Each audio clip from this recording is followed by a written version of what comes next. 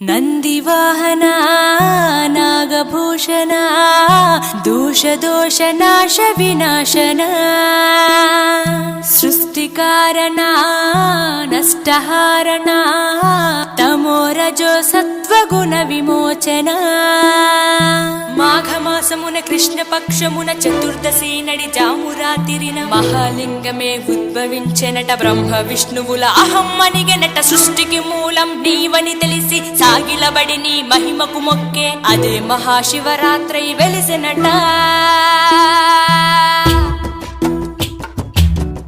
అరే ఓ జంగమా విభూతి లింగమా, పక్కన పార్వతమ్మ తలపై గంగ